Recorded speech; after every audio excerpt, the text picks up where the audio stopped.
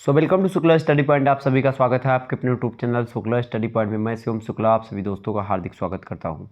आज के वीडियो के माध्यम से हम लोग चर्चा करेंगे शिक्षा शास्त्र के नवीनतम मॉडल पेपर के बारे में, जो कि लिखित टाइप का होगा, मतलब कि अति लघु उत्तरीय, लघु उत्तरीय और दीर्घ उत्तरीय टाइप के प्रश्न आज के वीडियो के माध्यम से हम लोग समझने वाले हैं, जो कि BA 4th सेमेस्टर यानी कि चतुर्थ सेमेस्टर के छात्र छात्राओं के लिए बहुत ही महत्वपूर्ण होगा।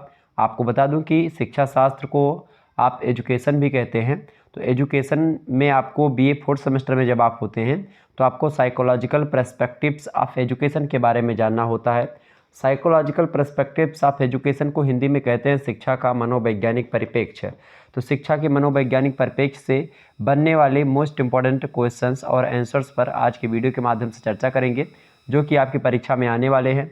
आप किसी भी विश्वविद्यालय से रिलेशन रखते हैं, आपकी परीक्षा लिखित होती है। आपको बता दूं जैसे कि एजुकेशन का पेपर अभी लगा हुआ है जननायक चंद्रशेखर बलिया विश्वविद्यालय का, राम मनोहर लोहिया अवध विश्वविद्यालय का और वीर बहादुर सिंह पूर्वांचल विश्वविद्यालय का। इस प्रकार से अन्य जो है विश्वविद्यालय जिनकी परीक्षाएं अभी नहीं हुई हैं और एक प्रकार से होने को हैं, उन सभी के लिए इम्पोर्टेंट है यह लेक्चर। तो आइए चर्चा करने का प्रयास करते हैं एजुकेशन BA 4th सेमेस्टर के 2023 के मॉडल पेपर के बारे में, जिसके अंतर्गत शिक्षा के मनोवैज्ञानिक परिप्रेक्ष्य के बारे में हम लोग जानने वाले हैं। 3 खंडों में आपका पेपर बटा हुआ होता है, खंड आ, बा और सा। ये पेपर पैटर्न जो होता है अलग अलग यूनिवर्सिटी में अलग अलग हो सकता है, ठीक है, लेकिन 3 टाइप के ही प्रश्न लघु उत्तरीय, मतलब लघु उत्तरीय, अति लघु उत्तरीय और दीर्घ उत्तरीय, इन्हीं 3 टाइप के प्रश्न जो होते हैं किसी भी विश्वविद्यालय के मॉडल पेपर में आते हैं। अब हो सकता है किसी विश्वविद्यालय में 10 लघु उत्तरीय करवा ले, किसी में 10 अति लघु उत्तरीय करवा ले, ठीक है। इस प्रकार से अपने अपने पैटर्न के हिसाब से हर एक यूनिवर्सिटी एक प्रकार से पालन करती हैं और उसी के हिसाब से आगे बढ़ती हैं। लेकिन आपको बता दूं कि जो शुक्ला स्टडी पॉइंट के द्वारा मॉडल पेपर प्रोवाइड करवाया जाता है, उसके जो क्वेश्चंस होते हैं वो सभी विश्वविद्यालयों को ध्यान में रख करके बताए जाते हैं। तो इसीलिए आप जो है ये एक प्रकार से कॉमन मॉडल पेपर है, उभयनिष्ठ मॉडल पेपर है सभी विश्वविद्यालयों के लिए। आइए चर्चा करने का प्रयास करते हैं। पहला प्रश्न आपकी स्क्रीन पर आ चुका है। ये अति लघु उत्तरीय टाइप के प्रश्न है। खंड आ में 50 शब्दों में इन प्रश्नों के उत्तर को आपको लिखना है। एक प्रश्न के लिए आपको 2 अंक प्रदान किए जाएंगे। इस प्रकार से आपको लिखा हुआ मिलेगा। पहला प्रश्न आप देखिएगा, शिक्षण का संप्रत्यय स्पष्ट कीजिए। संप्रत्यय का सीधा सा मतलब होता है कि उसका महत्व क्या है या उसका उपयोग हम कैसे कर सकते हैं या उसकी विशेषताएं, तमाम प्रकार की चीज़ें कहीं ना कहीं पे संप्रत्यय में स्पष्ट हो जाती हैं। संप्रत्यय शिक्षा की अगर बात की जाए कि शिक्षण माने होता है टीचिंग, यानी कोई व्यक्ति, किसी व्यक्ति पर टीचिंग का क्या प्रभाव पड़ता है। एक होता है शिक्षण और एक होता है परशिक्षण। शिक्षण के बाद में होता है परशिक्षण। शिक्षण क्या है? जब एक टीचर जो होता है, एक अध्यापक किसी बच्चे को या किसी भी व्यक्ति को कोई चीज़ बताता है, समझाता है, वो हो गया टीचिंग, ठीक है, सिलेबस पढ़ाता है। लेकिन उसको प्रैक्टिकल करवाने का काम जो होता है वो करता है प्रशिक्षण, ठीक है। तो प्रैक्टिकल कौन करता है? प्रशिक्षण। प्रशिक्षक जो होते हैं वो परीक्षण करते हैं। आपको बता दूं, जो प्रशिक्षण होता है, प्रशिक्षण माने होता है ट्रेनिंग और शिक्षण माने होता है टीचिंग। तो ट्रेनिंग किसकी की जाती है? ट्रेनिंग में पढ़ाया नहीं जाता, ट्रेनिंग में बस करवाया जाता है, ठीक है। समझ रहे हैं? ये सब चीज़ें आपके समझ में आनी चाहिए। तो शिक्षण में संप्रत्यय स्पष्ट कीजिए या शिक्षण का संप्रत्यय स्पष्ट कीजिए, इंपॉर्टेंट प्रश्न है। तो पहला शिक्षण की अगर बात की जाए तो शिक्षण जो होता है ये संबंध स्थापित करता है। पहला क्या लिखेंगे? पॉइंट टू पॉइंट में बताने का प्रयास करता हूँ। 50 शब्दों में ही लिखना है, 2-3 लाइन 5 लाइन आप लिख दीजिएगा। जैसे कि शिक्षण जो होता है संबंध स्थापित करवाता है। अगर किसी व्यक्ति से आपको या किसी भी चीज़ से रिलेशन स्थापित करना हुआ, वैसे रिलेशन यानी संबंध स्थापित करने के लिए आपको बोलना पड़ेगा, बातचीत करना पड़ेगा। और ये मेथड जब आप तभी जान पाएंगे जब आप एक प्रकार से शिक्षित होंगे। दूसरी बात, शिक्षण जो होता है वो वातावरण से अनुकूलन करने में सहायता देता है कि कोई व्यक्ति एक प्रकार से वातावरण के साथ कैसे रह सकता है, मतलब कोई व्यक्ति समाज में कैसे रह सकता है, कैसे सामाजिक नियमों को जानता है, सीखता है। ये सब शिक्षा के द्वारा ही संभव हो पाता है। इसके अलावा शिक्षण जो होता है उसी को मतलब सिखाना होता है, ठीक है। सीखना या सिखाना शिक्षण के द्वारा ही होता है, ठीक है। चौथी बात, शिक्षण सूचना प्रदान कराना होता है। पांचवा जो इसका एक प्रकार से संप्रत्यय है वो है मार्ग प्रदर्शन करता है शिक्षण, ठीक है। शिक्षण हमको मोटिवेशन देता है, प्रेरित करता है, क्रियाशीलता के लिए अवसर प्रदान करता है शिक्षण। अधिगम को उत्पन्न करता है शिक्षण। अधिगम शिक्षण परिस्थितियों का निर्माण करना होता है शिक्षण, ठीक है। इसके अलावा शिक्षण एक अंतः प्रक्रिया होती है और शिक्षण आमने सामने यानी फेस टू फेस होने वाली एक प्रक्रिया होती है। तो ये सब शिक्षण के बारे में मैंने आपको कुछ बातें बताई शिक्षण के संप्रत्यय के बारे में। तो इतना अगर आप लिख देंगे तो आपका काम हो जाएगा और आपको अच्छे अंक मिलेंगे। अगला प्रश्न आप देखिएगा, दूसरा प्रश्न है पिछड़े बालकों के प्रकार लिखिए। पिछड़े बालकों के प्रकार आपसे पूछा जा रहा है, पिछड़े बालकों के प्रकार बताइए भाई। तो पिछड़े बालकों की अगर बात की जाए तो पिछड़े बालक जो होते हैं वो कई प्रकार के होते हैं। जैसे कि पहले टाइप के होते हैं ऐसे बालक जो शारीरिक दोष के कारण से पिछड़ गए हैं। जैसे कि ऐसे बालक जैसे किसी बच्चे की आँख कमज़ोर हो गई, कोई बच्चे का कान कमज़ोर हो गया, बहरा हो गया, कोई बच्चा हकलाता है, कोई तुतलाता है, ये सब शारीरिक दृष्टि से पिछड़ेपन का उदाहरण है। ठीक है, मतलब इस प्रकार के बालक जो कि एक प्रकार से जिनकी ज्ञानेंद्रियां जो होती हैं ठीक तरीके से कार्य नहीं कर पाती हैं, वे बालक एक प्रकार से पिछड़े हुए बालक होते हैं और शारीरिक दोष के कारण पिछड़े हुए बालक होते हैं। दूसरे बालक वे होते हैं जो कि पिछड़े हुए होते हैं जैसे जिनकी मानसिक एक प्रकार से एबिलिटी नहीं है, मतलब मानसिक दृष्टि से पिछड़े हुए बालक हैं। जैसे अगर किसी बालक की बुद्धि लब्धि जो होती है IQ इंटेलिजेंट कोशेंट जो है अगर 60 से कम होता है, इंटेलिजेंट कोशेंट निकालने का सूत्र होता है मानसिक आयु बटे वास्तविक आयु गुणे 100। मान लेते हैं किसी बच्चे का एक प्रकार से कोई बच्चा जो है वो 20 साल का है और वो हरकतें कर रहा है 15 साल के बच्चे की तरह, तो उसका मतलब क्या निकलेगा, गुणे 100 कर देंगे तो 2 से जीरो कट जाएगा, 2 एकम 2, 2 पंचे 10, 5 यहाँ बचा 15, बचे 75। यानी ऐसा बालक जो कि है 20 साल का लेकिन 15 साल जैसे कर्तव्य कर रहा है, तो उस बालक की जो IQ लेवल है वो 75 है। तो 75 है, इसका मतलब वो मानसिक रूप से पिछड़ा हुआ नहीं बालक है, वो एक प्रकार से मानसिक मंदता से ग्रसित नहीं है। तो जिन बालकों की बुद्धि लब्धि 60 से कम होती है उन्हें हम मानसिक दृष्टि से पिछड़ा हुआ बालक कहते हैं। समझ में आई बातें। जैसे कि किसी व्यक्ति को एक प्रकार से मतलब पढ़ाई में मंद हो या हीन हो, एक प्रकार से मूढ़ हो, जड़ बुद्धि हो, कोई चीज़ ना समझ पाता हो एक बार बताने पर, तो ये सब बालक हो गए मानसिक रूप से पिछड़े हुए बालक। ठीक है, अब आते हैं तीसरे टाइप के पिछड़े हुए बालकों के कैटेगरी में। तीसरे टाइप के बालक वे होते हैं जैसे कि संवेगात्मक दृष्टि से पिछड़े हुए बालक।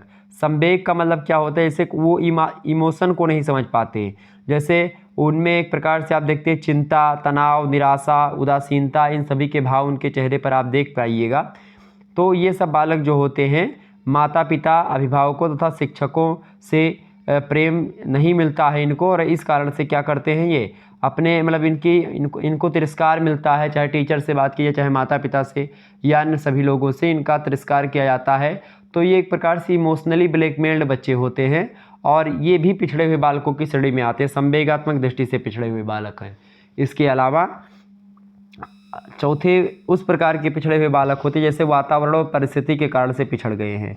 वातावरण परिस्थिति के कारण से कैसे बालक पिछड़े हैं, जैसे कि आपको बताऊं कि कुछ परिवार होते हैं जो कि एक प्रकार से खास करके आर्थिक दृष्टि से पिछड़े हुए हैं या उनकी परिस्थिति ठीक नहीं है, सामाजिक और सांस्कृतिक वातावरण बच्चे को ठीक नहीं मिल पाया और इस कारण से क्या होता है वो सामान्य बुद्धि वाले बालक से थोड़ा पीछे हो जाते हैं, तो वो बालक होते हैं पिछड़े हुए बालक। पांचवा एक प्रकार से पिछड़े हुए बालकों के प्रकार में आप लिख सकते हो शिक्षा के अभाव में पिछड़े हुए बालक बन जाना, मतलब कि शिक्षा नहीं मिली किसी बालक को और इस दृष्टि से वो पीछे हो गया। खास करके वे बालक समान बुद्धि के होते हुए भी किन्हीं कारणों से स्कूल वगैरह नहीं जा पाते हैं और जब स्कूल नहीं जा पाते हैं तो शिक्षा नहीं प्राप्त कर पाते हैं, पढ़ने लिखने का काम नहीं कर पाते हैं, इन सभी में एक प्रकार से उनको असुविधा होती है। तो ऐसी स्थिति में एक प्रकार से वो पढ़ने लिखने में पीछे छूट जाते हैं और एक प्रकार से इनकी ओर कोई ध्यान भी नहीं दे पाता और ये बालक एक प्रकार से सामान्य बालकों से पीछे रह जाते हैं। तो ये 5 टाइप के पिछड़े हुए बालक हैं। कौन कौन से? शारीरिक दोष के कारण पिछड़े हुए बालक, दूसरे मानसिक दृष्टि से पिछड़े हुए बालक, तीसरे संवेगात्मक दृष्टि से पिछड़े हुए बालक, चौथे वातावरण और परिस्थितियों के कारण पिछड़े हुए बालक, पांचवा शिक्षा के अभाव में पिछड़े हुए बालक। तो ये पिछड़े हुए बालकों के कुछ प्रकार मैंने आपको बताए, आप नोट डाउन कर लीजिएगा। आगे बढ़ते हैं, एक बार फटाफट से आप लोग वीडियो को लाइक कर दीजिएगा। यही प्रश्न आपकी परीक्षा में 100% आने वाला है, तो आप सभी लोग कहीं पर भटकने की आपको आवश्यकता नहीं है, बस इस वीडियो को अंत तक आप देख लीजिएगा। अगला प्रश्न है और इससे पहले एक मॉडल पेपर और दिया है, वो वीडियो देख लीजिएगा और ये वीडियो, ठीक है। और आपको मैं बता दूं कि एक महासंग्राम वीडियो भी हमने दे रखी है, उसमें हमने बहुत इंपॉर्टेंट चीज़ों के बारे में बता रखा, तो आप देख सकते हैं, ठीक है। और आपको बहुत ही हेल्पफुल होगी महासंग्राम वीडियो। तो मात्र 3 वीडियो देख करके आप एकदम से 100% की मैं बात कर रहा हूँ कि सारे के सारे प्रश्न उससे बाहर, इन्हीं 3 वीडियो से बाहर नहीं आएंगे, ठीक है, ये बात ध्यान रखिएगा। तीसरा प्रश्न है, अपचारी बालक किसे कहते हैं? अपचारी बालक को बोलते हैं डेलिनक्वेंसी चाइल्ड। अपचारी बालक का मतलब क्या होता है? डेलिनक्वेंसी चाइल्ड, वह बालक जो सामाजिक नियमों और मान्यताओं के विपरीत कार्य करता है। तो ऐसे बालकों को हम अपचारी बालक कहते हैं। मतलब कि सामाजिक नियम है कि एक प्रकार से किसी के घर में चोरी नहीं करना है और बालक चोरी करता है। सामाजिक नियम है कि एक प्रकार से समाज में जो है एक जाति का लड़का दूसरे जाति में शादी नहीं कर सकता है और दूसरी लड़की से वो शादी करके आता दूसरी जाति की, तो ये भी एक प्रकार समाज की दृष्टि से ठीक नहीं है, लेकिन वो करता है। तो वो बालक कैसा है? अपचारी बालक है। जो उसके माता पिता सिखाते हैं, जो आस पड़ोस परिवार वाले सिखाते हैं, वो बालक उसको नहीं करता, उसके विपरीत काम करता है, तो वो बालक कैसा है? अपचारी बालक है। तो इसी को बोलते हैं डेलिनक्वेंसी बालक। ऐसे बालक जो क्या करते हैं? सामाजिक नियमों और मान्यताओं के विपरीत कार्यों को करता है, तो उस बालक को हम अपचारी बालक कहते हैं। और मनोवैज्ञानिकों के अनुसार बाल अपराधी की न्यूनतम आयु जो होती है लगभग 7 या 8 वर्ष और उच्चतम आयु जो होती है 18 वर्ष की होती है। अपचारी बालक का सीधा सा मतलब आप समझ सकते हैं, जैसे कि जो बाल अपराधी होते हैं वो खास करके अपचारी बालक, मतलब कि वो सामाजिक नियमों को नहीं मानते हैं, वो किसी प्रकार के नियमों को नहीं मानते जो किसी समूह और संस्था के द्वारा बनाए गए होते हैं और उन पर लगाए गए होते हैं। कहने का मतलब ये है कि वो एक प्रकार से समूह के नियमों के बाहर काम करते हैं, उसको नहीं मानते हैं। और ख़ास करके इन बालकों के द्वारा या जिन बालकों के द्वारा किया गया असामाजिक या मतलब कि अवैधानिक कार्य व्यवहार को हम बाल अपराध कहते हैं। तो बालक एक प्रकार से जो काम करते हैं ये अपराध होता है, तो ऐसे बालक बोले जाते हैं अपचारी बालक या डेलिनक्वेंसी बालक। एक जो है महोदय हीली महोदय, उन्होंने कहा, विद्वान है, बड़े अच्छे शिक्षा शास्त्री हैं, उन्होंने कहा कि वह बालक जो समाज के द्वारा स्वीकृत आवरण का पालन नहीं करता वो अपराधी बालक होता है या अपचारी बालक होता है। मतलब क्या नहीं करता? वो समाज के द्वारा स्वीकृत जो आचरण है, जो तौर तरीका है, उसको नहीं फॉलो करता, तो वो बालक कैसा है? वो बालक अपचारी बालक है, अपराधी बालक है। दूसरे विद्वान आते हैं मार्टिन न्यूमियर, वो कहते हैं अच्छा हीली महोदय आपने जो परिभाषा दी बड़ी ठीक थी, लेकिन मेरी भी परिभाषा सुनिए। कहा कि हाँ भाई बताओ, आप भी बता दो। मार्टिन न्यूमियर कहने लगे, बड़ी नई परिभाषा देने के मूड में आए थे न्यूमियर। तो न्यूमियर ने कहा, मार्टिन न्यूमियर ने, कि जो समाज विरोधी व्यवहार व्यक्तिगत तथा सामाजिक विघटन उत्पन्न करता है, यानी ऐसा समाज विरोधी व्यवहार जो एक प्रकार केवल समाज विरोधी व्यवहार करना एक प्रकार से अपराधी सिद्ध नहीं करता किसी व्यक्ति को। हो सकता है समाज के नियम में ही एक प्रकार से खोट हो, तो केवल और केवल समाज विरोधी व्यवहार को हम नहीं कह सकते कि भाई अगर वो बच्चा वो काम कर रहा है तो चूँकि समाज के लोग नहीं कर रहे इसलिए नहीं कर रहा है, तो वो गलत बात है। आपको मैं बता दूं, जो समाज विरोधी व्यवहार व्यक्तिगत तथा सामाजिक विघटन उत्पन्न करता है उसे बाल अपराध कहा जाता है। मतलब व्यक्तिगत और सामाजिक विघटन उत्पन्न होता है जिससे वो होता है एक प्रकार से मुख्य रूप से अपचारी बालक, या वो होता है बाल अपराधी। समझ में आ गई चीज़ें? तो समझ में आ रही हैं? बिल्कुल। चले आगे बढ़ने का प्रयास करते हैं, अगला प्रश्न देखने का प्रयास करेंगे सभी लोग। एक बार वीडियो को लाइक और शेयर अवश्य कर दीजिएगा ताकि टाइम टू टाइम आपको नोटिफिकेशन मिलता रहे और आप आसानी से पढ़ते रहें। ओके, तो अपचारी बालकों के बारे में आप लोगों ने जान लिया। अगला क्वेश्चन आप देखिएगा, चौथा प्रश्न आपकी स्क्रीन पर आ चुका है। चौथा प्रश्न है, प्रतिभाशाली बालक की विशेषताएं बताइए। प्रतिभाशाली बालक जो होते हैं उनकी क्या विशेषताएं होती हैं, अभी ये बताओ भाई। बढ़िया प्रश्न आपसे पूछा गया है। प्रतिभाशाली बालक मतलब ऐसे बालक जो कि एक प्रकार से प्रतिभावान होते हैं और एक बार मास्टर के समझाने पर या किसी टीचर के बताने पर या पिताजी के द्वारा नियम कायदे समझाने पर वो तुरंत बच्चा सीख जाता है। अगर आप एक बार उसको बताओगे तो वो सीख जाएगा, वो होते प्रतिभाशाली बालक। ठीक है, तो प्रतिभाशाली बालकों की विशेषताएं क्या क्या होती हैं? पहली विशेषता आप लिख दीजिएगा, विशाल शब्दकोश होता है प्रतिभाशाली बालकों के पास। मतलब कि वो उनके पास शब्द भंडार होता है, हर चीज़ जानते हैं, हर शब्दों की वर्ड मीनिंग जानते हैं। मतलब उनके अंदर सबसे पहली बात ये टैलेंट होता है। दूसरी विशेषता प्रतिभाशाली बालकों की होती है दैनिक कार्यों में भिन्नता होती है, मतलब कि जो मंद बुद्धि के बालक या सामान्य बुद्धि के बालक करते हैं वैसा वो दिन में कार्य नहीं करते हैं, उनके दैनिक कार्यों में अलगाव होता है, भिन्नता होती है, वो कुछ दूसरे टाइप का काम करते हैं। तीसरी विशेषता प्रतिभाशाली बालकों की होती है मानसिक प्रक्रिया की तीव्रता, कि उनकी जो मानसिक प्रक्रिया होती है प्रतिभाशाली बालकों की वो तीव्र होती है सामान्य बुद्धि वाले बालकों की अपेक्षा। चौथी विशेषता ये है कि अमूर्त विषयों में लोग रुचि लेते हैं। अमूर्त विषय मतलब क्या होता है? अमूर्त विषय का सीधा सा मतलब होता है कि ऐसे विषय जो दिखाई और एक प्रकार से जिनको आप छू और देख नहीं सकते, ऐसे विषयों को ज़्यादा अच्छे तरीके से गंभीरता से लोग समझते हैं और जानते हैं, ठीक है, उनमें इनकी इंटरेस्ट ज़्यादा होता है। पांचवी विशेषता ये होती है प्रतिभाशाली बालकों की कि सामान्य ज्ञान की श्रेष्ठता होती है, सामान्य ज्ञान में तीव्र होते हैं, जनरल नॉलेज इनके पास सामान्य बुद्धि वाले बालकों की अपेक्षा कहीं ज़्यादा होती है, ठीक है। इसके अलावा छठी विशेषता आप लिख दीजिएगा, पाठ्य विषयों में ये ज़्यादा रुचि लेते हैं और ख़ास करके अत्यधिक रुचि या फिर अरुचि ही ले लेते हैं, मतलब जो पढ़ने वाली चीज़ें होती या तो फिर एकदम से खूब पढ़ेंगे ही और या तो एकदम से नहीं भी पढ़ेंगे, ठीक है। तो कहीं ना कहीं पे रुचि होगी या तो अरुचि होगी, एकदम से कोई वो बीच का मामला नहीं रहता। तो प्रतिभाशाली बालक कुछ इस प्रकार की विशेषताओं को रखते हैं। आगे बढ़ते हैं और भी चीज़ों को जानने का प्रयास करते हैं।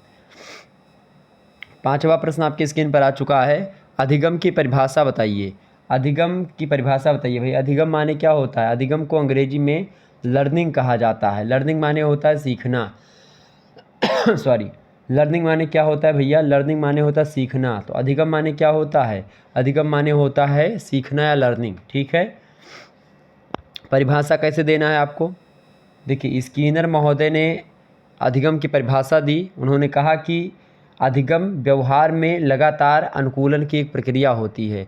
अधिगम जो होता है वो व्यवहार में आपके परिवर्तन लाता है और लगातार परिवर्तन लाता ही रहता है, वो होता है अधिगम। मतलब अधिगम के द्वारा आपके व्यवहार में क्या आता है? चेंजमेंट आता है, परिवर्तन आता है, आपके बिहेवियर में लगातार अनुकूलन या एक प्रकार से परिवर्तन की एक प्रक्रिया होती है अधिगम, ठीक है। दूसरी बात, मतलब अधिगम के द्वारा ही आप क्या करते हैं? अधिगम के द्वारा ही आप एक प्रकार से समाज में समायोजित होते हैं, अपने आप को एक प्रकार से समाज के सभी नियमों को समझ पाते हैं, सामाजिक मापदंडों को जान पाते हैं, सामाजिक नियमों के हिसाब से चलने का जो काम होता है वो अधिगम के द्वारा आपको ही पता चलता है, ठीक है। गिलफोर्ड महोदय परिभाषा देते हैं अधिगम की, कहते हैं कि व्यवहार के कारण व्यवहार में आया कोई भी परिवर्तन अधिगम कहा जाएगा। मतलब अगर व्यवहार के कारण से ही व्यवहार में आपके कोई परिवर्तन आया हुआ है तो वही अधिगम होता है। Crow and crow husband wife हैं, ये कहते हैं कि आदतों, ज्ञान तथा अभिवृत्तियों का अर्जन ही अभिगम होता है, अधिगम होता है। तो अधिगम क्या है? अगर आपकी आदतें बदल रही हैं या आदतों में सुधार आ रहा है, ज्ञान की वृद्धि हो रही है, आपका एक प्रकार से एटीट्यूड भी बढ़ रहा है, एप्टीट्यूड भी बढ़ रहा है, तो कहीं ना कहीं पे ये एक प्रकार से अधिगम के द्वारा ही होता है। अधिगम यही होता है, ठीक है।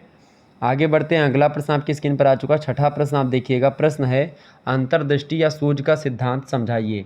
अंतर्दृष्टि या सूझ का सिद्धांत क्या है भाई? अंतर्दृष्टि या सूझ का सिद्धांत जो है इसको दिया था जर्मनी के वैज्ञानिक थे, मनोवैज्ञानिक थे, वैज्ञानिक कहना उचित ना होगा, साइकोलॉजिस्ट थे यानी मनोवैज्ञानिक थे, जो है वर्दीमर कोफ्का, और एक विद्वान और भी थे, उनका नाम था कोहलर। तो कोहलर और कोफ्का, इन दो विद्वानों ने इस सिद्धांत का प्रतिपादन किया था, अंतर्दृष्टि और सूझ के सिद्धांत का, ठीक है। अंतर्दृष्टि और सूझ के सिद्धांत का प्रतिपादन किसने किया था भैया? कोहलर ने और कोफ्का ने किया था।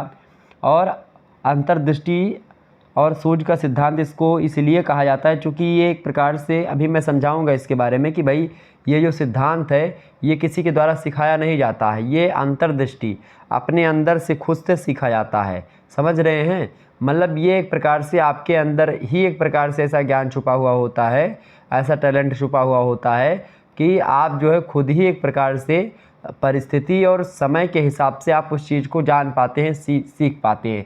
वो किसी टीचर और मास्टर के द्वारा बताए जाने पर आप उसको नहीं सीख पाएंगे, समझ रहे हैं।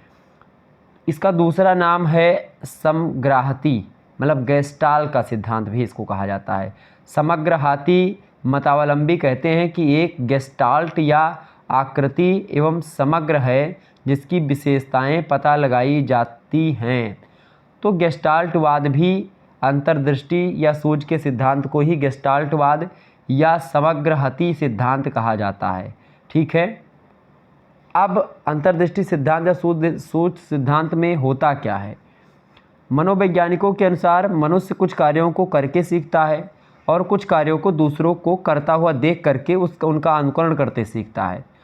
हम अपने जीवन में कुछ कार्य ऐसे भी करते हैं जिन्हें ना तो हम दूसरों को करता हुआ देखते हैं और ना ही दूसरों के बताए हुए अनुसार करते हैं, बल्कि हम अपने आप उसको सीख लेते हैं। और इस प्रकार की सीख को ही मनोवैज्ञानिकों ने सूझ का सिद्धांत कहा या सूझ के द्वारा सीखना कहा। गुड महोदय एक मनोवैज्ञानिक है, उन्होंने कहा कि सूझ या अंतर्दृष्टि वास्तविक स्थिति का आकस्मिक, निश्चित तथा तत्कालिक ज्ञान होता है। कोहलर महोदय ने वनमानुष पर प्रयोग करके यह सिद्ध कर दिया कि प्राणी जो होता है वो सूझ या अपने लक्ष्य की प्राप्ति कर सकता है। और इसके शैक्षिक महत्व को स्पष्ट करते हुए गैरिसन और अन्य ने लिखा कि विद्यालय में बालक के समस्या समाधान पर आधारित अधिकांश सीखने की इस सिद्धांत के द्वारा व्याख्या की जा सकती है।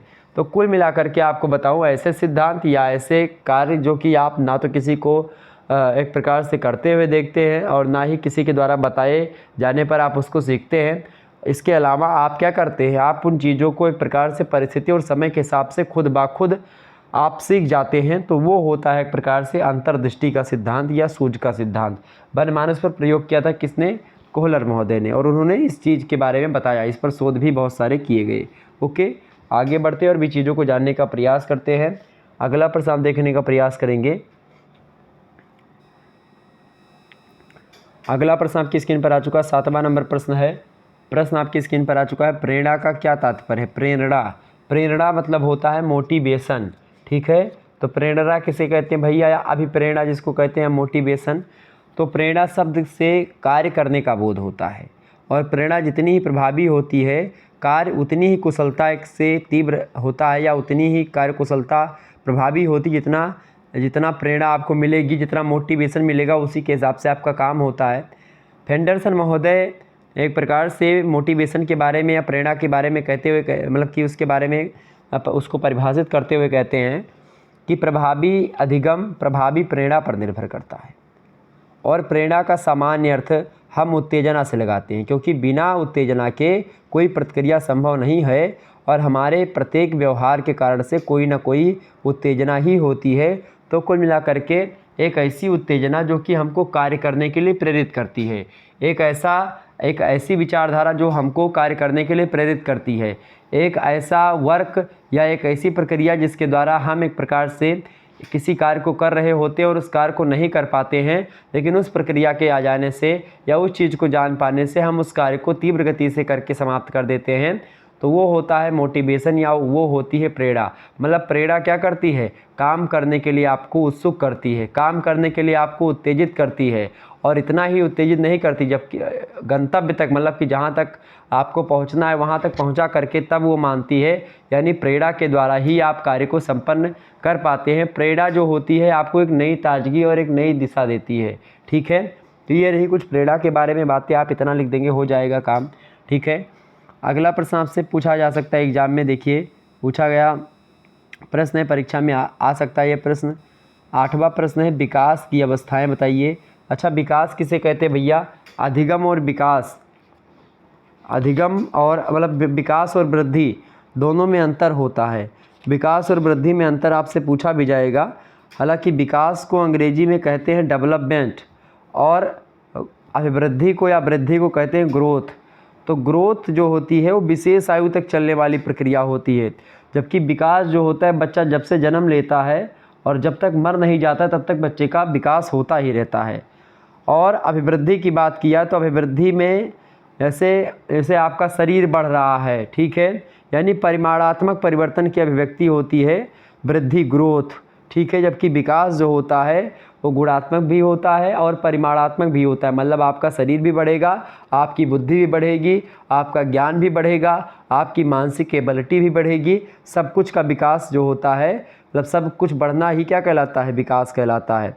वृद्धि विकास का एक चरण होती है, और विकास में वृद्धि भी सम्मिलित है। मतलब विकास जो होता है वो एक प्रकार से वो बड़ा है और वृद्धि छोटी है। वृद्धि केवल एक पार्ट है, एक अंग है विकास का, ठीक है, समझ रहे हैं। अच्छा, अब वृद्धि में जो परिवर्तन होता है उसको आप माप सकते हैं, देख सकते हैं, जबकि विकास जो होता है उसके परिवर्तनों को बस केवल आप अनुभव कर सकते हैं, उसको माप नहीं सकते हैं। प्रश्न आपसे पूछा गया है कि विकास की अवस्थाएं बताइए, विकास की कितनी अवस्थाएं होती हैं। तो विकास की अवस्थाओं की अगर बात की जाए भैया, चाहे शारीरिक विकास की बात करें, चाहे संवेगात्मक विकास की बात करें, चाहे एक प्रकार से मानसिक विकास की बात करें, चाहे सामाजिक विकास की बात करें, ये 4 प्रकार के जो विकास होते हैं, इन चारों प्रकार के विकास जो होते हैं बच्चों की विभिन्न अवस्थाओं में होते रहते हैं। जैसे कि शैशवावस्था में भी बच्चों का विकास होता है, बाल्यावस्था में भी होता है, किशोरावस्था में भी होता है और प्रौढ़ावस्था में भी होता है। अच्छा, ये किशोरावस्था, शैशवावस्था, वैसे जो ये मैंने आपको बताया कि भाई शैशवावस्था, बाल्यावस्था, किशोरावस्था, प्रौढ़ावस्था, यही अवस्थाएं विकास की अवस्थाएं कहलाती हैं।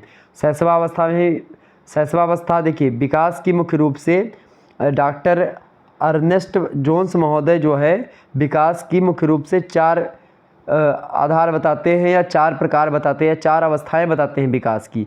पहली अवस्था कौन सी भाई? पहली अवस्था विकास की है, कौन सी अवस्था है पहली? पहली अवस्था है भैया शैशवावस्था। और शैशवावस्था की बात की जाए तो जन्म से लेकर के 5 साल यानी 0 से लेकर के 5 वर्ष तक का जो समय काल है वो शैशवावस्था में है। फिर 6 साल से लेकर के 12 साल का जो समय है वो बाल्यावस्था कहा जाता है। और 12 साल से लेकर के 18 साल तक जो समय है वो आपका किशोरावस्था में आता है। इसके अलावा जो प्रौढ़ावस्था होती है वो 18 वर्ष के बाद प्रारंभ होती है और एक प्रकार से आगे बढ़ती है। तो प्रौढ़ावस्था 18 वर्ष के बाद की अवस्था को हम प्रौढ़ावस्था कहते हैं। चूँकि 18 वर्ष तक आते आते बच्चा एक प्रकार से जो व्यक्ति होता है वो ये जान जाता है कि हमको क्या करना चाहिए, क्या नहीं करना चाहिए। मतलब वो एक प्रकार से वो एक व्यक्ति के रूप में आ जाता है, वो बच्चा नहीं रह जाता है। 18 साल के बाद में एक प्रकार से उसको वोट डालने का अधिकार इसीलिए दिया जाता है ताकि वह एक प्रकार से उचित और अनुचित का ज्ञान कर सकता है, अच्छे और बुरे का फैसला कर सकता है। इसीलिए एक प्रकार से 18 साल के बाद जो होता है वो बच्चों को वोट डालने का अधिकार सरकार भी दे देती है। समझ रहे हैं? तो ये 4 अवस्थाएं किसने बताई हैं? डॉक्टर अर्नेस्ट जोन्स महोदय ने बताई हैं। और भी कई अवस्थाएं होती हैं, लेकिन ये 4 अवस्थाएं मुख्य रूप से अवस्थाएं हैं और इन्हीं अवस्थाओं में बच्चों का विकास होता है। तो इसीलिए विकास की अवस्थाएं हैं। अच्छा, शैशवावस्था में भी बच्चे का शारीरिक, मानसिक, सामाजिक और संवेगात्मक विकास होता है। शारीरिक विकास का मतलब होता है कि शरीर बढ़ती है बच्चे का, ठीक है, हाथ पैर नाक कान ये सब बढ़ता है, ठीक है। मानसिक विकास का मतलब होता है उसमें एक प्रकार से उसका मानसिक विकास मतलब उसमें बुद्धि का विकास होता है, उसमें एक प्रकार से ज्ञान का विकास होता है, इन सभी का विकास होता है, तो उसको बोलते हैं मानसिक विकास, ठीक है। इसके अलावा सामाजिक विकास में वो सामाजिक चीज़ों को सीखता है कि भाई कौन मतलब समाज में क्या करना है, सामाजिक नियम रीति रिवाज क्या है, तो वो सामाजिक विकास होता है। और इसके अलावा संवेगात्मक विकास में वो रोना, चिल्लाना, गाना, ठीक है, हंसना, ये सब जो होता है इमोशनली जो चीज़ें होती है जैसे कि तनाव, चिंता, ये सब बाद में आता है। ईर्ष्या, द्वेष, जलन, छल, कपट, दंभ, ये सब एक प्रकार से क्या है, ये सब संवेग ही हैं, इमोशन हैं। तो मतलब कि इमोशनल डेवलपमेंट भी एक प्रकार से बच्चों का इन्हीं चारों अवस्थाओं के माध्यम से होता है। तो ये मैंने आपको समझा दिया, ठीक है, विकास की अवस्थाएं और उसमें कैसे कैसे डेवलपमेंट होता है। 9वां प्रश्न आप देखिएगा, प्रश्न आपसे पूछा जा सकता है एग्जाम में। प्रश्न है शैक्षिक मनोविज्ञान के अध्ययन की विधियां बताइए। शैक्षिक मनोविज्ञान के अध्ययन की कई विधियां हैं। मैं आपको बताऊं, शैक्षिक मनोविज्ञान जो है इसके अध्ययन की कई विधियां हैं। पहली विधि है अंतर्दर्शन विधि, दूसरी विधि है निरीक्षण विधि। अंतर्दर्शन की विधि का मतलब होता है कि एक प्रकार से अपने अंदर से विकास होता है। जब अंतर्दर्शन विधि, अपने अंदर की चीज़ों को जान करके आप एक प्रकार से किसी चीज़ का अध्ययन करें, तो वो होता है अंतर्दर्शन विधि, खुद को झांक करके। दूसरी विधि होती है निरीक्षण विधि, कहीं पर जा करके आप उसको आसानी से देख करके फिर उसके बाद में कोई चीज़ का अध्ययन करें। तीसरा जो होता है अध्ययन की विधियाँ वो होती हैं प्रयोगात्मक, प्रैक्टिकल करके आप जान पाते हैं। जैसे आपने प्रयोग कर लिया, प्रयोगात्मक परीक्षा होती है, आपको पता तो प्रैक्टिकल जिसको कहते हैं, तो प्रैक्टिकल करके आप कोई चीज़ सीख पा रहे हैं। चौथी बात तुलनात्मक विधि, मतलब कि तुलना करके, एक दूसरे से तुलना करके आप सीख पाते हैं या अध्ययन करते हैं, ठीक है, चौथी बात। पांचवी बात ये होती है जैसे कि विकासात्मक विधि, डेवलपमेंटल जो मेथड होता है वो, ये सब सीखने की विधि है, विकासात्मक विधि हो गई। छठी विधि आप लिख दीजिएगा जीवन वृत्त अध्ययन विधि, किसी के जीवन के बारे में आपने पढ़ लिया तो उसके हिसाब से आप काम करने लगे। निदानात्मक विधि हो गई, किसी कोई समस्या आ गई उसका निदान आपको करना पड़ा तो उस दृष्टि से आप एक प्रकार से, ये सब भी अध्ययन की विधियाँ, उससे भी आपको कुछ सीख मिलती है। मनोविश्लेषणात्मक विधि, सांख्यिकीय विधि, ये सब विधियों के द्वारा आप सीखते हैं। शिक्षा के में एक प्रकार से इन सभी विधियों का प्रयोग होता है। तो शैक्षिक मनोविज्ञान के अध्ययन की ये कई विधियाँ हैं, ठीक है, जिसके बारे में मैंने आपको बताया। अंतर्दर्शन विधि, तुलनात्मक विधि, प्रयोगात्मक विधि, विकासात्मक विधि, निरीक्षण विधि, जीवन वृत्त अध्ययन विधि, निदानात्मक विधि, मनोविश्लेषणात्मक विधि और सांख्यिकीय विधि, ठीक है, लिख लीजिएगा। आगे बढ़ते हैं। अगला प्रश्न आप देखिएगा, 10वां प्रश्न आपकी स्क्रीन पर आ चुका है। क्रियात्मक विकास।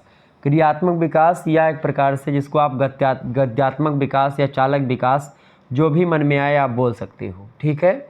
मैं आपको छूट दे रहा हूँ कि आप जो मन आए बोल सकते हो। गत्यात्मक विकास, क्रियात्मक विकास या फिर चालक विकास, ये सब विकास इसको आप कह सकते हैं। तो क्रियात्मक विकास के अंतर्गत क्या होता है, आपके हाथ पैर, शरीर के अन्य भाग जैसे मांसपेशियों का समन्वय होता है, मांसपेशियों के साथ साथ गति आपके अंदर आती है और उनकी शक्ति भी निहित होती है, मतलब पावर आपके अंदर आती है। बालक के शारीरिक विकास के साथ साथ क्रियात्मक क्षमताओं का होना भी अनिवार्य होता है और ये योग्यताएं मानसिक विकास से संचालित होती हैं।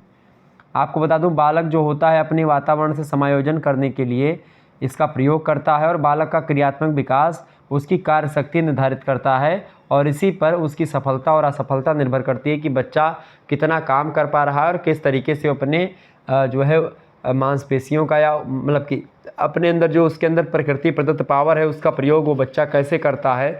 ये चीज़ एक प्रकार से उसके अंदर गत्यात्मक विकास या क्रियात्मक विकास चीज़ें डेवलप करती हैं।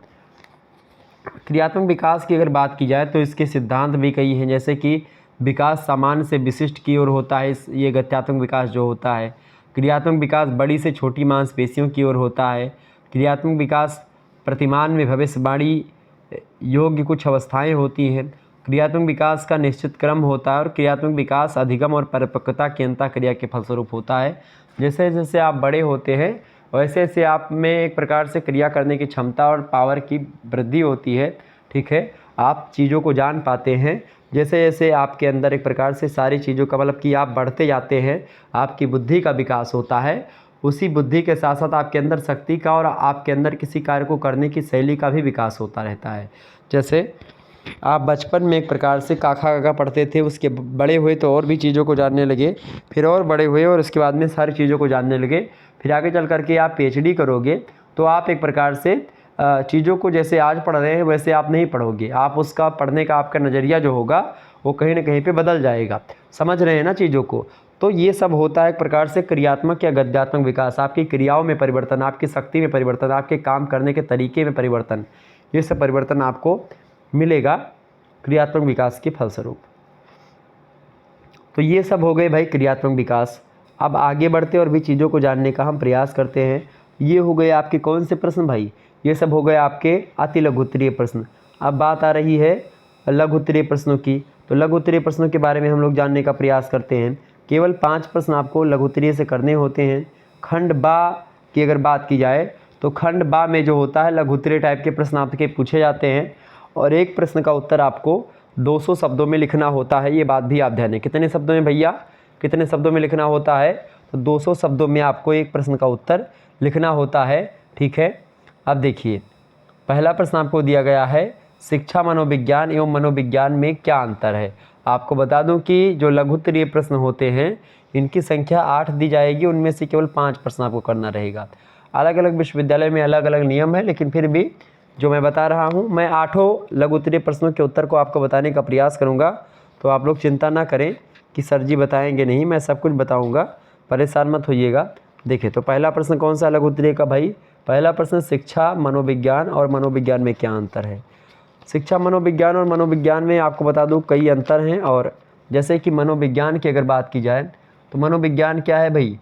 मनोविज्ञान जो होता है वो वातावरण के संपर्क में आने वाले व्यक्ति के व्यापारों का विज्ञान होता है, ठीक है। तो व्यक्ति के व्यवहारों का जो होता है विज्ञान होता है, व्यापारों का नहीं, व्यवहारों का विज्ञान होता है, ठीक है। तो व्यक्ति के व्यवहारों का जो होता है वो विज्ञान होता है।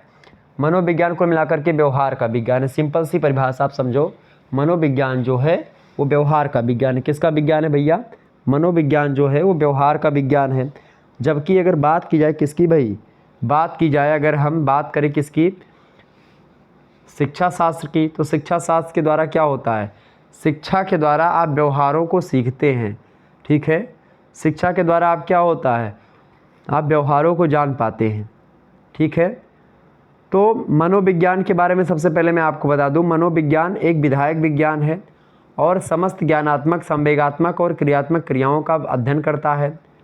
व्यक्ति को शरीर और मन से युक्त प्राणी समझ करके अध्ययन करता है। ये व्यक्ति की मांसपेशियों, कर्मेंद्रियों और ज्ञानेंद्रियों को प्रभावित करने का या करने वाले जो वातावरण होते हैं उन्हीं का अध्ययन करता है मनोविज्ञान। और मनोविज्ञान न केवल मनुष्य का बल्कि पशुओं के भी व्यवहारों का अध्ययन करता है और सभी प्रकार के व्यवहारों का अध्ययन करने का काम मनोविज्ञान करता है। वुडवर्थ महोदय कहते हैं कि आजकल मनोविज्ञान का संबंध व्यवहार के वैज्ञानिक शोध से हो गया है, जिसमें व्यवहार के दृष्टिकोण से बहुत कुछ वह भी सम्मिलित है जिसकी पहले के वैज्ञानिक अनुभव के रूप में ले लेते थे। आपको बता दूं कि अब हम चर्चा करेंगे शिक्षा मनोविज्ञान के बारे में कि वास्तविक तौर पर शिक्षा मनोविज्ञान क्या है। जब शिक्षा मनोविज्ञान के साथ जुड़ जाती है तो मनोविज्ञान के, चूँकि मनोविज्ञान के अनेक व्यवहारिक पक्षों में से शिक्षा मतलब कि एक जो है वो शिक्षा मनोविज्ञान भी है। शुरुआत में सामान्य मनोविज्ञान के सिद्धांतों एवं सूचनाओं का शिक्षा के क्षेत्र में आप देखते होंगे कि उपयोग ही शिक्षा मनोविज्ञान कहा जाता था। पर अब क्या है, और विज्ञानों की तरह शिक्षा मनोविज्ञान भी क्या है, अलग से एक विज्ञान बन गया है। और आज मनोविज्ञान सामान्य मनोविज्ञान के सिद्धांतों को ज्यों का त्यों मान करके शिक्षा के क्षेत्र में प्रयोग नहीं करता, बल्कि एक स्वतंत्र विषय की तरह उन सिद्धांतों का शिक्षा के क्षेत्र में पुनः परीक्षा कर नए सिरे से सिद्धांतों का प्रतिपादन करता है शिक्षा मनोविज्ञान।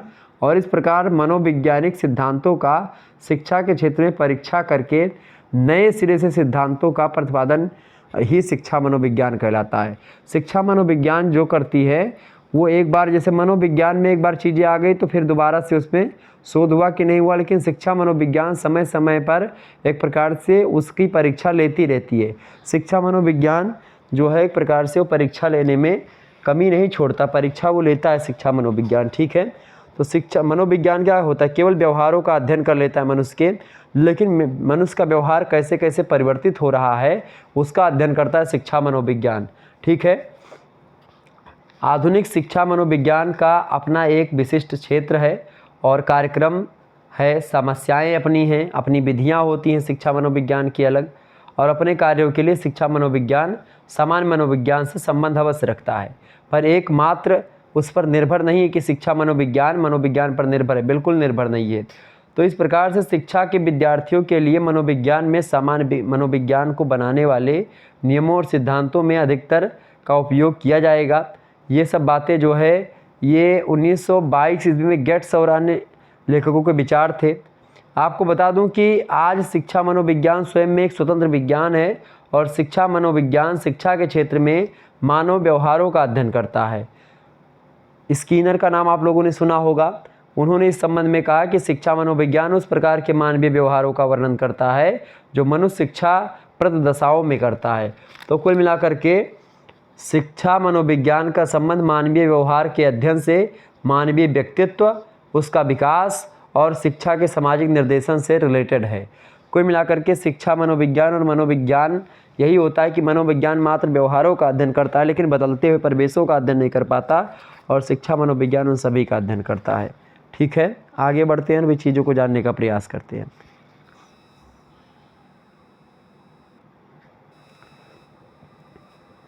अगला प्रश्न यानी दूसरा प्रश्न आपकी स्क्रीन पर आ चुका है, व्यक्तिगत भिन्नता के कारण बताइए। व्यक्तिगत भिन्नता क्या होती है आपको मैं बताऊं। जैसे एक व्यक्ति और दो व्यक्ति, मतलब दो व्यक्तियों के बीच में या कई व्यक्ति, अलग अलग व्यक्ति, जैसे एक विपुल के 4 कुमारा, एक किसी भी कोई व्यक्ति है उसके 4 लड़के हैं। अब चारों लड़के क्या एक समान होते हैं? नहीं होते हैं। एक स्कूल है, उस स्कूल में 50 बच्चे पढ़ते हैं एक क्लास में, तो उस क्लास के क्या 50 बच्चे एक जैसे पढ़ने में तेज होते हैं? नहीं, कोई तेज पढ़ता है, कोई धीम पढ़ता है, या कोई पढ़ने में तेज होता है, कोई मूर्ख बुद्धि, कोई जड़ बुद्धि, कोई सामान्य बुद्धि, कोई मंद बुद्धि, कोई प्रतिभाशाली। तो इसी प्रकार से एक कक्षा के 50 बालकों में आप देखते हैं विभिन्नता पाई जाती है। तो एक प्रकार से व्यक्तियों के बीच में भी विभिन्नता होती है। तो व्यक्ति विभिन्नता के कई कारण हैं।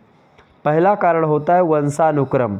वंशानुक्रम का सीधा सा मतलब होता है कि जैसे आपके माता पिता में अगर बुद्धि की प्रवीणता है या आपके माता पिता का शरीर बढ़िया है, ठीक ठाक है, सुंदर हैं आपके माता पिता, तो उनका लड़का भी सुंदर होता है। माता पिता अगर बुद्धिमान है, लड़का भी कुछ ना कुछ बुद्धिमान होता है। माता पिता अगर गंवार है तो लड़का भी कुछ गंवार टाइप का होता है। समझ रहे हैं चीज़ों को? मतलब माता पिता का प्रभाव जरूर पड़ता है। जैसे जैसे जैसे कहा नहीं जाता गांव वगैरह में, जैसे घोड़ी वैसे बछेड़ी। घोड़ी समझ ही रहे होंगे। बछेड़ी मतलब होता है घोड़ी की बच्ची या घोड़ा का एक प्रकार से लड़का। तो जैसे एक प्रकार से माता पिता होंगे वैसे ही क्या होगा, संतान होगी। ठीक है, अब वो अपने आप को बदले जरूर ही, मतलब संतानें जो होंगी वो एक प्रकार से जरूर चेंजमेंट होगा उनमें कुछ ना कुछ, लेकिन कुछ ना कुछ प्रभाव आनुवांशिकता का या वंशानुक्रम का रहता है। तो वंशानुक्रम के कारण से कुछ ना कुछ विभिन्नता जरूर होती है।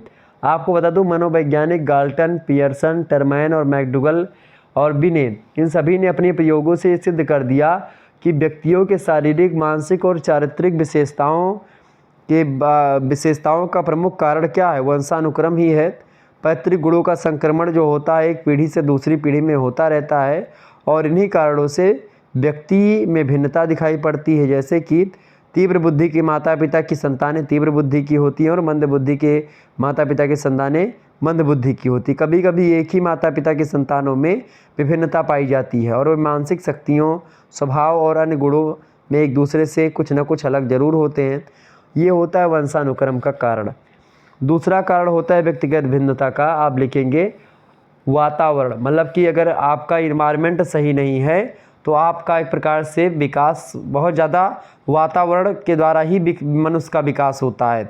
व्यक्तिगत भिन्नता का दूसरा कारण है वातावरण, और वातावरण के अंतर्गत पारिवारिक, सामाजिक, भौगोलिक और सांस्कृतिक वातावरण का प्रभाव व्यक्ति पर पड़ता है और व्यक्ति जिस प्रकार के वातावरण में रहता है उसी प्रकार उसका शारीरिक, मानसिक विकास होता रहता है।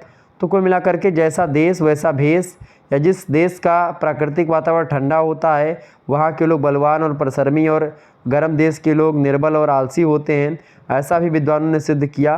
कुल मिलाकर के आप देखिएगा वातावरण का बहुत ज़बरदस्त प्रभाव पड़ता है। अगर आपको वातावरण अच्छा मिलेगा तो आप अच्छे तरीके से आपका डेवलपमेंट होगा, आपका चौतरफा विकास होगा। लेकिन अगर आपको वातावरण अच्छा नहीं मिला तो आपका विकास कहीं ना कहीं पे उसमें बाध्यता आएगी, आपका विकास रुक जाएगा। तीसरा कारण होता है व्यक्तिगत भिन्नता का आयु और बुद्धि। आयु और बुद्धि का मतलब समझ रहे हैं, बालक का शारीरिक विकास, मानसिक विकास और संवेगात्मक विकास उसकी एज के हिसाब से होता है, आयु के अनुसार होता है और इसीलिए विभिन्न आयु के बालकों में अंतर दिखाई पड़ता है। बुद्धि को जन्मजात क्षमता माना जाता है, फिर भी इस क्षमता का विकास आयु और पर्यावरण के साथ बदलता रहता है। आपको बता दूं, बुद्धि आप छोटे रहेंगे तो कम बुद्धि रहेगी, जैसे जैसे आप बढ़ेंगे बुद्धि का विकास भी होता जाएगा। मतलब प्रत्येक आयु के बच्चे आपस में बराबर, जैसे 10 साल का कोई लड़का और कोई 20 साल का लड़का है, अब दोनों की बुद्धि क्या समान होगी? नहीं समान होगी, दोनों में विभिन्नता होगी। तो ये हो गया आयु। बुद्धि का मतलब समझ ही रहे हैं, किसी की बुद्धि इंटेलिजेंट क्वेश्चन किसी का 60 है, किसी का 75 है, किसी का 100, किसी का 150 है। तो इस प्रकार से ये आयु और बुद्धि के हिसाब से व्यक्ति एक प्रकार से ऊपर नीचे होते हैं और विभिन्नता पाई जाती है। चौथा कारण है व्यक्तिगत भिन्नता का स्वास्थ्य।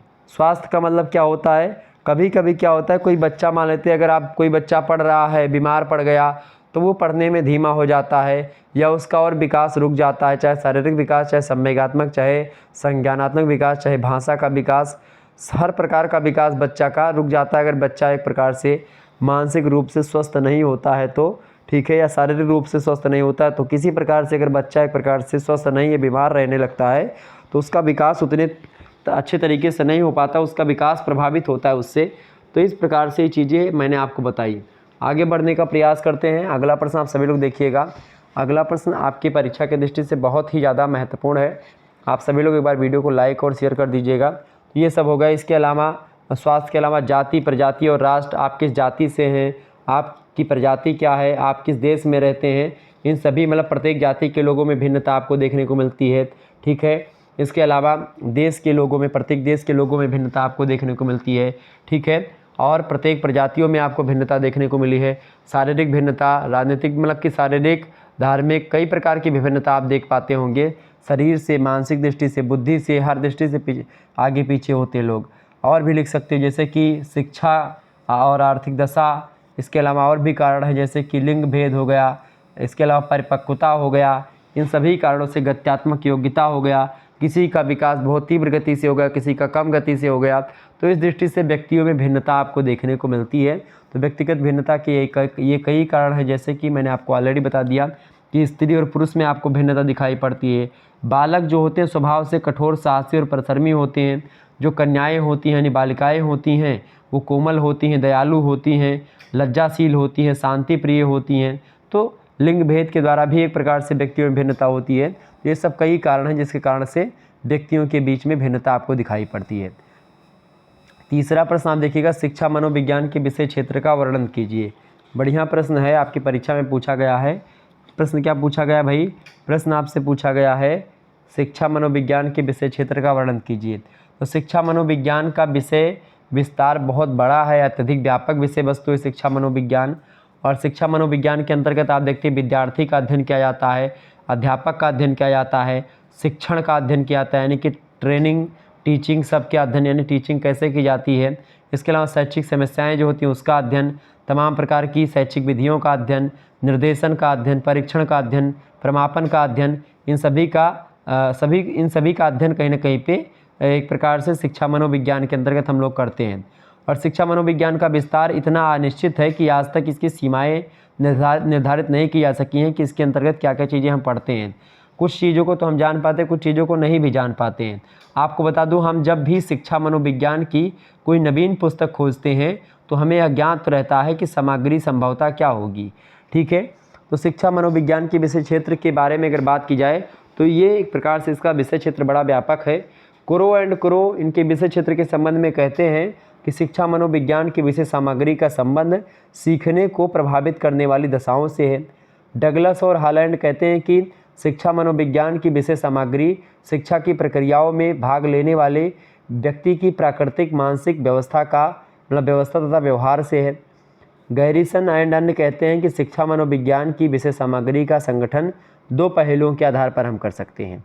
पहला, ज्ञान प्राप्त करने वालों को विकसित एवं संपन्न बनाना, और दूसरा, निर्देशन के गुणात्मक विकास के लिए शिक्षकों को ज्ञान एवं अनुभूति से सुसज्जित करना।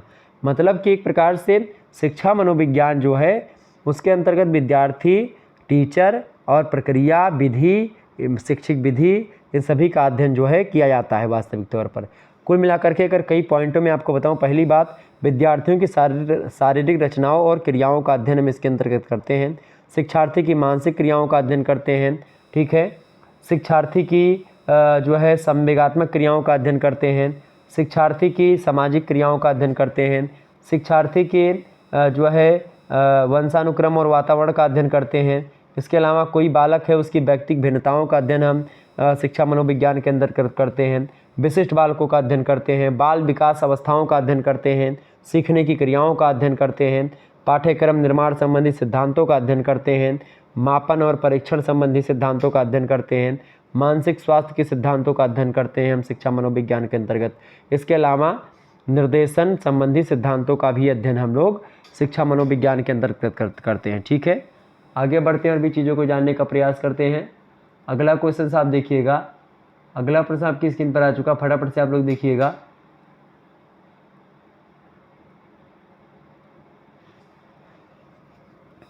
अगला प्रश्न आपकी स्क्रीन पर आ चुका, चौथा नंबर प्रश्न आप देखिएगा। इंपॉर्टेंट क्वेश्चन है, बहुत ही इंपॉर्टेंट प्रश्न है आपकी परीक्षा की दृष्टि से, आप सभी लोग बड़े ध्यान से देखिएगा। अध्यापक के लिए शिक्षा मनोविज्ञान की क्या उपयोगिता है? तो एक अध्यापक के लिए शिक्षा मनोविज्ञान की बहुत उपयोगिता है। आपको बता दूं कि एक अध्यापक के लिए शिक्षा मनोविज्ञान की उपयोगिता के बारे में, जैसे पहली उपयोगिता आप लिखिएगा कि शिक्षा मनोविज्ञान अध्यापक को सम्यक दृष्टि प्रदान करता है। सम्यक दृष्टि मतलब क्या होता है? शिक्षा मनोविज्ञान क्या करता है? अध्यापक को सम्यक दृष्टि मतलब क्या होता है? चौतरफा दृष्टि देता है और एक समान दृष्टि देता है कि भाई शिक्षा मनोविज्ञान के द्वारा ही टीचर की ट्रेनिंग होती है और एक टीचर को बच्चों को पढ़ाने के लिए एक प्रकार से ट्रेनिंग दी जाती है कि भाई बच्चे को आपको कैसे पढ़ाना है। समझ रहे हैं चीज़ों को। तो बच्चों की पढ़ाने की जो ट्रेनिंग होती है वो अध्यापक को शिक्षा मनोविज्ञान के द्वारा मिलती है, यानी शिक्षा मनोविज्ञान अध्यापक को सम्यक दृष्टिकोण प्रदान करता है। दूसरी बात, शिक्षा मनोविज्ञान कक्षा में उपयुक्त शैक्षिक वातावरण उत्पन्न करने में सहायक होता है। शिक्षा मनोविज्ञान क्या करता है? शैक्षिक वातावरण तैयार करने में मदद करता है। तीसरी बात, एक अध्यापक के लिए शिक्षा मनोविज्ञान की उपयोगिता इस दृष्टि से होती है कि शिक्षा मनोविज्ञान जो होता है अध्यापकों को छात्रों के प्रति प्रेम, सहानुभूति, समदर्शी व्यवहार को अपनाने में सहायता करता है। इसके अलावा शिक्षा मनोविज्ञान अध्यापक को प्रभावशाली शिक्षण विधियों की जानकारी देता है। इसके अलावा शिक्षा मनोविज्ञान शिक्षा के क्षेत्र में व्यक्तिगत भिन्नताओं के महत्व पर बल देता है। इसके अलावा शिक्षा मनोविज्ञान पाठ्यक्रम निर्माण में सहायता प्रदान करता है, सिलेबस बनाने में। सातवीं बात, शिक्षा मनोविज्ञान बालकों की बहुमुखी विकास की विधियों को की जानकारी देता है। तो ये सब टीचर के लिए बहुत उपयोगी चीज़ें हैं। इसके अलावा शिक्षा मनोविज्ञान शैक्षिक तथा व्यावसायिक मार्गदर्शन प्रदान करने में कि अध्यापक की मदद करता है। इसके अलावा शिक्षा मनोविज्ञान अनुशासन बनाए रखने में मनोवैज्ञानिक तरीकों की जानकारी एक अध्यापक को देता है। इसके अलावा शिक्षा मनोविज्ञान अध्यापक के बाल स्वभाव तथा व्यवहार के ज्ञान से अवगत एक प्रकार से करवाना भी एक अध्यापक को शिक्षा का काम होता है। शिक्षा मनोविज्ञान क्या करती है?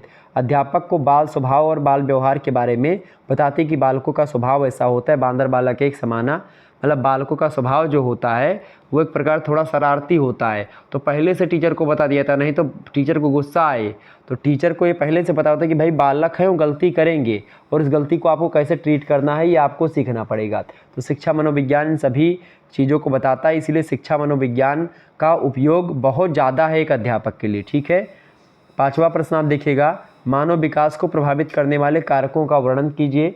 तो मानव विकास को प्रभावित करने वाले कई सारे कारक हैं। आपको बता दूं, सभी बालक जो होते हैं वो जन्म से कहीं न कहीं पे जन्म से ना कि जन्म के समय ना तो एक समान होते हैं और ना भविष्य में उनके एक समान होने की संभावना होती है। एक व्यक्ति से दूसरे व्यक्ति के बीच भिन्नता जन्म से ही हो जाती है। वातावरण की भिन्नता के कारण से विभिन्नता उत्पन्न होती है और बढ़ती चली जाती है। आपको बता दूं, मानव विकास को प्रभावित करने वाले कई सारे कारक हैं और आप देखिएगा अब तक जो वैज्ञानिक अध्ययन हो चुके हैं, जो परिणाम प्राप्त हुए हैं, उसके आधार पर बालक के विकास को प्रभावित करने वाले कई सारे घटक हैं, जैसे कि कई सारे कारक हैं। पहला होता है अनुवांशिकता, दूसरा होता है वातावरण, ठीक है, तीसरा होता है परिपक्वता, चौथा होता है अधिगम या शिक्षण, पांचवा होता है बुद्धि, छठा है यौन, सातवां है आंतरिक ग्रंथियाँ, आठवां है जाति, नौवां है पोषाहार, दसवां है रोग। अब ये क्या है? क्या देखिए, आनुवांशिकता का मतलब माता पिता उसके कैसे हैं वो एक प्रकार से उसके विकास को प्रभावित करेंगे। ठीक है, वातावरण उसको कैसा मिला है वो उसको प्रभावित करेगा, जैसे व्यक्ति भिन्नता मैंने बताई थी। इसके अलावा परिपक्वता एक प्रकार से उसके अंदर कैसे आती है वो एक प्रकार से उसको प्रभावित करेगी। अधिगम यानी उसको शिक्षण कैसा मिल रहा है, वो कैसा ज्ञान पा रहा है, वो उसको प्रभावित करेगा। इसके अलावा उसकी बुद्धि कैसी है, ठीक है, वो लड़का है या लड़की है, वो भी प्रभावित करता है उसके विकास को। ठीक है, इसके अलावा आंतरिक ग्रंथियाँ उसकी कैसी हैं, ठीक है, वो प्रभावित करता है। उसकी जाति क्या है, ठीक है, वो भी प्रभावित करता है। वो कैसा खान पान है, उसका भोजन कैसा ले रहा है, उसके अंदर कौन कौन से रोग हैं, ये सब कहीं ना कहीं पे प्रभावित करते हैं। और इसके अलावा और भी चीज़ें प्रभावित करती हैं, जैसे घर का वातावरण कैसा है। और मेरे हिसाब से घर का वातावरण बालक के शारीरिक, मानसिक और विकास पर आनुवांशिकता के समान ही प्रभाव डालता है। ठीक है, तो घर का वातावरण जो होता है वो बहुत अधिक मात्रा में बालक के विकास को प्रभावित करता है। तो ये सब एक प्रकार से बालक के विकास को प्रभावित करने वाले कारक हैं जिनके बारे में आपको मैंने बताया। अगला प्रश्न आप देखिएगा, सभी लोग देखने का प्रयास करेंगे, इंपॉर्टेंट प्रश्न है आपकी परीक्षा की दृष्टि से। छठा प्रश्न है, ठीक है, प्रश्न क्या दिया हुआ है, स्मृति से आप क्या समझते हैं, इसके प्रकारों का वर्णन कीजिए। स्मृति मतलब क्या होता है? स्मृति मतलब होता है याददाश्त। ठीक है, तो स्मृति क्या होती है इसके बारे में प्रश्न आपसे पूछा गया है। तो स्मृति एक मानसिक क्रिया है और इसकी सहायता से हम गत अनुभवों को, जो कि मानसिक संस्कार के रूप में हमारे अचेतन मन में विद्यमान रहती हैं, अपनी वर्तमान चेतना में लाते हैं। मतलब जो कुछ हम भूल चुके हैं उनको हम दोबारा से याद में लाते हैं, वही होती है स्मृति। ठीक है, आपको बता दूं, चूँकि हमारे जीवन में कई सारी घटनाएं होती हैं, उनको हम भूल जाते हैं, कुछ घटनाओं को हम याद कर पाते हैं। कुछ घटनाएं एक प्रकार से हमारे मस्तिष्क के अचेतन मन में पड़ी होती हैं, तो उन्हीं को याद करना स्मृति कहलाती है।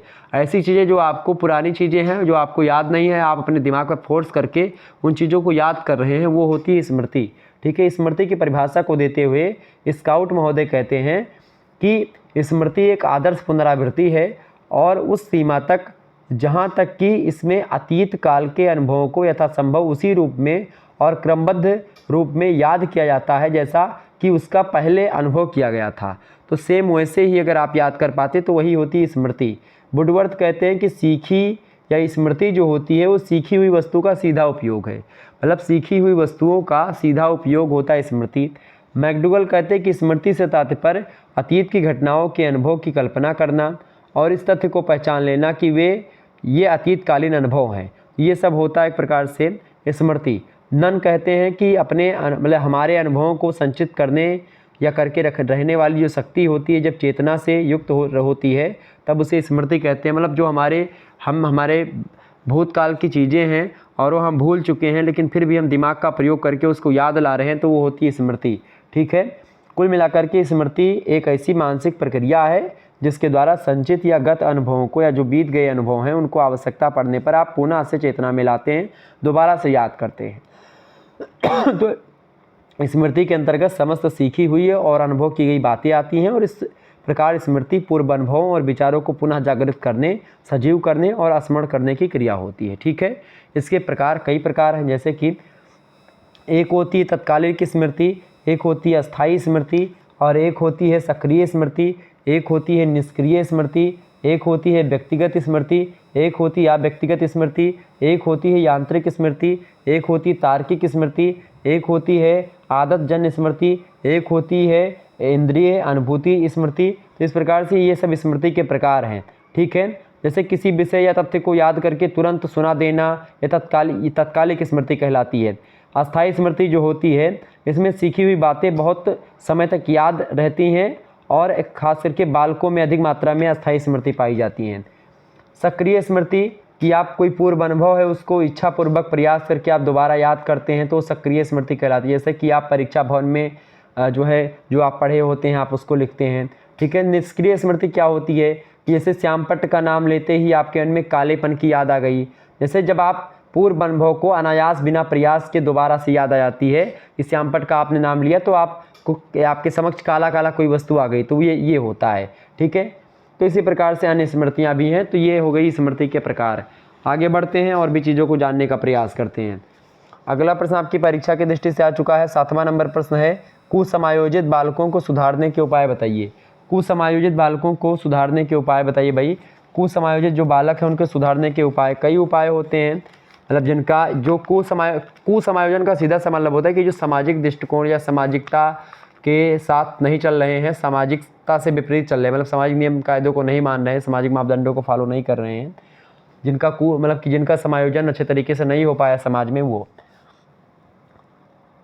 तो कुसमायोजित बालकों को एक प्रकार से हम कई तरीके से समझा सकते हैं या उनको सुधार कर सकते हैं। पहली बात तो शिक्षकों की वर्तमान स्थिति में अगर आप सुधार कर लेंगे, जो टीचर हैं उनकी स्थिति में अगर सुधार किया जाए तो हम लोग एक प्रकार से इस समस्या से निदान पा सकते हैं। दूसरी बात, शिक्षकों के द्वारा अपने आदर्श प्रस्तुत करने से बालकों में समायोजन लाया जा सकता है कि वो बड़े अच्छे आदर्शों को प्रस्तुत करें। महात्मा गांधी के बारे में पढ़ाएं, स्वामी विवेकानंद के बारे में पढ़ाएं, महाराणा प्रताप के बारे में पढ़ाएं, वीर शिवाजी के बारे में पढ़ाएं, ऐसे लोगों के बारे में पढ़ाएं जिन्होंने अच्छे काम किए हैं। कनिष्क के बारे में बताएं, समुद्रगुप्त के बारे में बताएं, हर्षवर्धन के बारे में बताएं, अशोक के बारे में बताएं। इन सभी के बारे में जब वो बताएंगे, ठीक है, जो कि एक प्रकार से महान शासक थे जिनके बारे में नहीं पढ़ाया गया, नहीं बताया गया उतने अच्छे तरीके से, बहुत कम जानकारी मिलती है, उनको एक आइडल के रूप में प्रस्तुत करना, ठीक है, बताया जाए। सुभाष चंद्र बोस के बारे में बताएं, भगत सिंह के बारे में बताएं, उधम सिंह के बारे में बताएं, इन सभी के बारे में बताएंगे तो बच्चा एक प्रकार से समायोजन वो कर पाएगा समाज के साथ। इसके अलावा वर्तमान शिक्षा प्रणाली में सुधार के द्वारा समायोजन किया जा सकता है। चौथी बात, परीक्षा प्रणाली में अगर सुधार किया जाए तो उस कुसमायोजित बालकों को हम सुधार सकते हैं। इसके अलावा विद्यालय को राजनीतिक गुटबंदी से अलग कर देना चाहिए, इससे हम सुधार सकते हैं।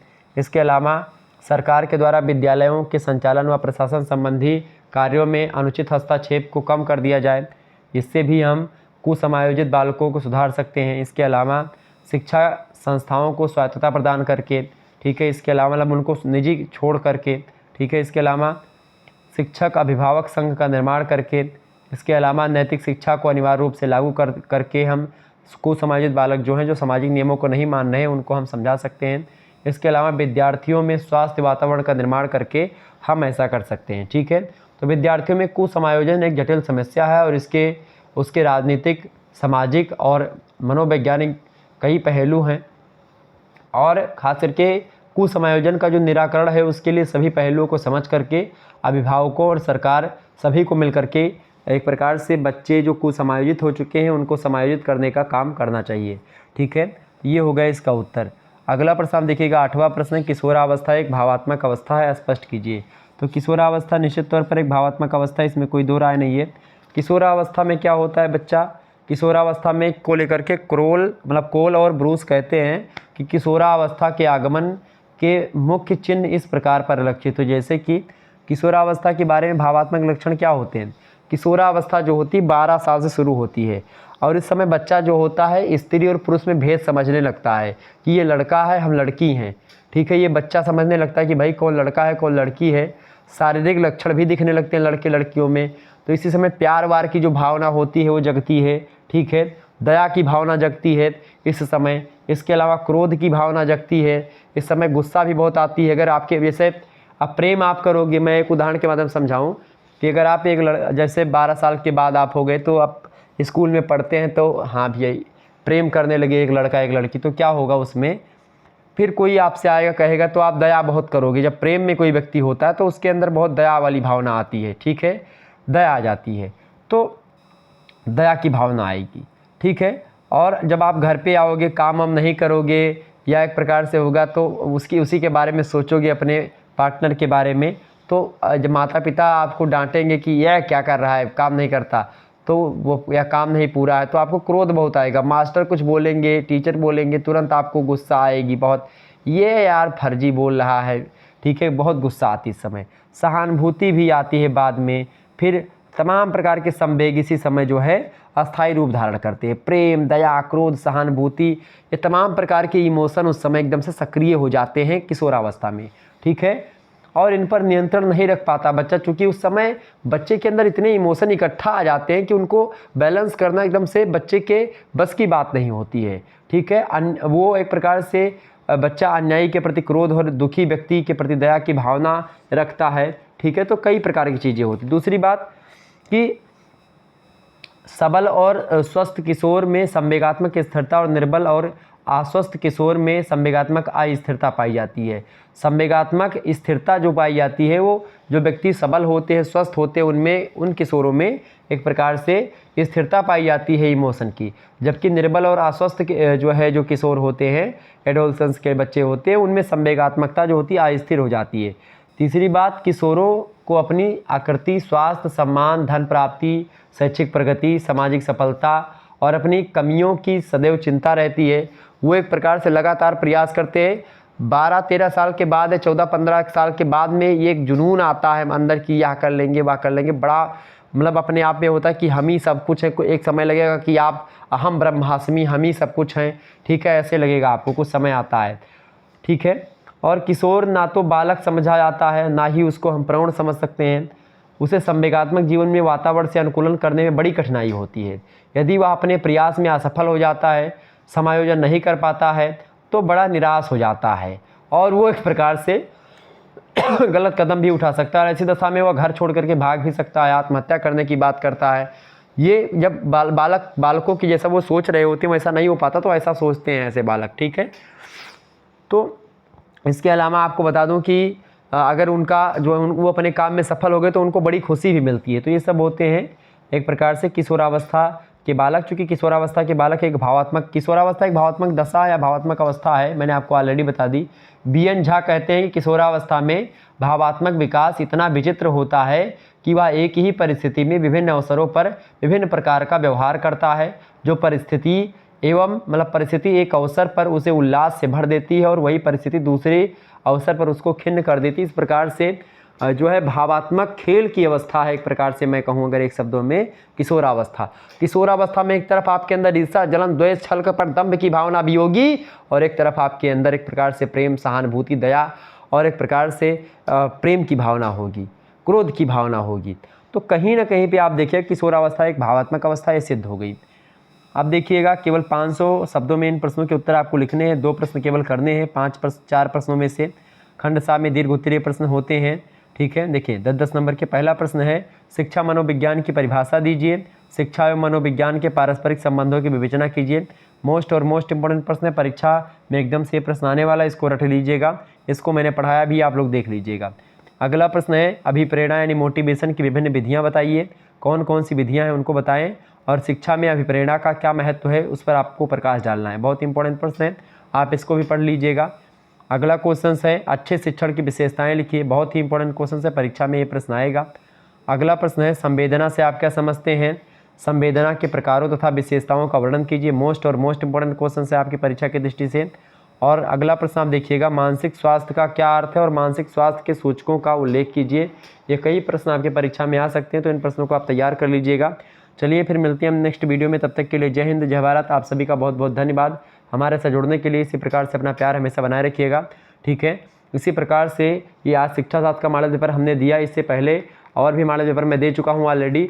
BA 4th सेमेस्टर की प्लेलिस्ट में आप जाइएगा तो शिक्षा शास्त्र, इकोनॉमिक्स और मनोविज्ञान, ठीक है, इसके अलावा सैन्य विज्ञान, सभी सब्जेक्ट की सोशियोलॉजी, हिंदी, इन सभी का मॉडल पेपर आपको ऑलरेडी मिल जाएगा, तो आप देख लीजिएगा। धन्यवाद, मिलते हैं नेक्स्ट वीडियो में, तब तक के लिए जय हिंद, जय Bharat, good night, I love you.